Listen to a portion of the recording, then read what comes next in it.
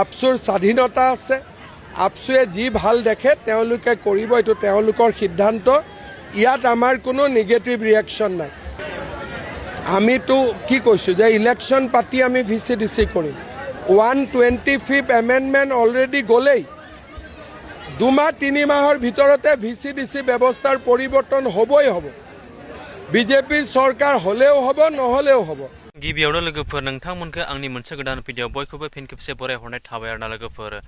तो लोगोफोर जायखियानो जादोंला बे समावहाय आं दायो बांद्राय गोबाव खालामला बेसेबांबा गोबाव सम जाबायमोन आं नोंथांमोननि सेरावहाय बेफोरबायदि भिडिअ आपडेटखौ लाबोयो तो बेनि थाखाय आं बयनिबो सेरावहाय निमाहा बियो तो जायखियानो जादोंला बे समावहाय आं सिदानो डिसक्लेमारखौ लागायना होलांनि नोंथांमोनाल भिडिअखौ स्किप खालामनाङा जोबजासिम नाय नैबे भिडिअआ नोंथांमोननि थाखाय इम्पोर्टेन्ट जोंनि साफ्रोमबो बर' माहारिनि थाखाय जोंनि बर' हारिनि थाखाय आरोना लोगोफोर तो बिदिब्ला नोंथांमोना नायलांदो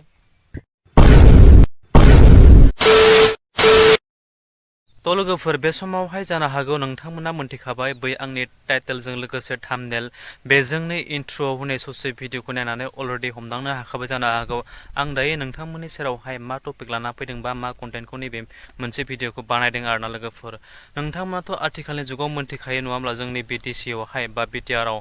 मानि थाखाय दुंहाव थासारिया सोमजिगासिनो दङ दिनै गावजों गाव बर'जों बर' आरोना लोगोफोर नै नोंथांमोना जितु नैबे सेप्तेम्बर दानाव साननैसोनि उनावनो जानो गोनां जिहेतु सेप्तेम्बर दानाव 22 खालार खालि जिहेतु बिसायख'थिया साफ्रोमबो बेसेन गोसा भटखौ नोंथांमोना होनो थांगासिनो दङ बेखौ लानानै नोंथांमोना जोंनि बर' हारिनि थाखाय बर' जातीय संगठनखौ लानानै माने खौसेथिखौ लानानै नोंथांमोना जुदि जोंनि बर' माहारिखौ जुदि गुबुन जाति माहारिनि फारसेनिफ्राय जों बासायनो लुबैदोंब्ला नोंथांमोना गावनि बेसेन गोसा भटखौ उन सिगां साननानैहाय नोंथांमोना भटखौ थुबानो जाबाय बेनि गेजेरावनो आं नोंथांमोननि सेरावहाय मोनसे भिडिअनि क्लिपखौ होनानै सानदों नोंथांमोना बे भिडिअनि क्लिपखौ नायनानै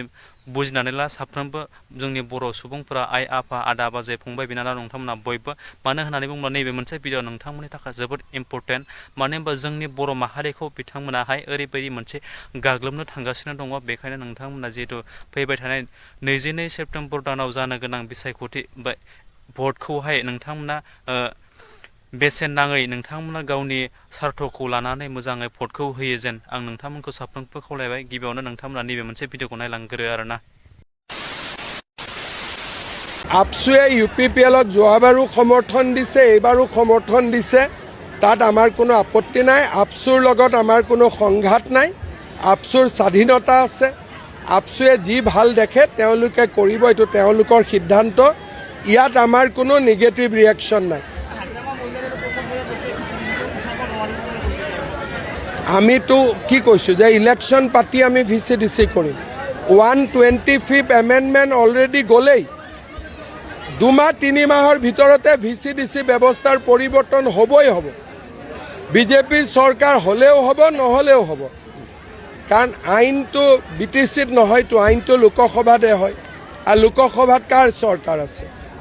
বিজেপিৰ सरकार আছে भिडिअ बेनोमोन लोगोफोर निश्चय नोंथांमोना थारैनो बुजि मोनखाबाय बिथां आसामनि चिफ मिनिस्टार हेमन्त बिश्व शर्मा साराहाय जोंनि BTRआव फैनानैहाय इलेक्शना जाखांनायनि उनाव बिथांमोना जोंनि बर' माहारिखौ मानि थाखाय मा कारनाव ओरैबायदि मोनसे सिस्टेमेटिकखौ सोलायनो खालामनो नागिरदों बा जोंनि जिहेतु सानखांनाय जों जितु इजिलिनो खामानि मावनो हानाय बेफोरबायदि हुदाखौ बिथांमोना दिनै बोखारनानै बबेसिम लांनानै मा राहाखौ खालामनो नागिरदों जोंनि थाखाय गोबां दायो साननो गोनां बाध्य जादों ओंखायनो आं नोंथांमोनखौ साफ्रोमखौबो जोंनि बर' माहारिफोरखौ खावलायो दिन जोंनि आदै मादै आइ आफा फंबाय बिनानाव आदा बाजैमोनखौ बयखौबो खावलायो जेन जाहाथे बेफोरनिफ्राय जोंनि बर' माहारिया गोजान जानो हायो आरो जों गोजोन बयबो खौसेयै थानो हायो बेखौ साननानै नोंथांमोना फैबाय थानाय 22 सेप्तेम्बर दानखालि जिहेतु नोंथांमोना साफ्रोमबो गावनि बेसेन गोसा भटखौ होनानैहाय जोंनि जिहेतु नांगौ रोखोमनि हाबाफारियावहाय जों मददथि होनो हायो बेखौ लानानै नोंथांमोना 22 सेप्तेम्बर दानाव जितु थुनो गोनां भटखौहाय मोजाङै थुबानो जाबाय नायनानै जोंनि हारिखौ साननानै जोंनि जाति माहारिखौ साननानै आरोना लोगोफोर थ' बिदिब्ला दिनैनि भिडिअ एसेनोसै नोंथांमोननि सेरावहाय बे भिडिअखौ लाबोनायाव आंनि माबा मोनसे गेना गोरोन्थि जादोंब्ला साफ्रोमनिबो सेरावहाय आंनि माहा बिबाय बेजोंनो नोंथांमोना जुदि नायनानै मोजां मोनदोंब्ला आंनि चेनेलावहाय गोदानब्ला आंनि चेनेलखौ साबस्क्राइब खालामदो लोगोसे लाइक कमेन्ट एन्ड शेयार खालामदो आरो जोबथारनायाव बै खनायाव थानाय बेल आइकनखौ दाबायना हो आरोना लोगोफोर जाहाथे नोंथांमोननियावहाय बेफोरबायदि गोदान भिडिअ होयोबा गिबियै नटिफिकेसना सहैनाय बायदि स थेंक इउ स माच नेक्स्ट भिडिअ फिन खेबसे मोनगोन लोगोफोर बाय बाय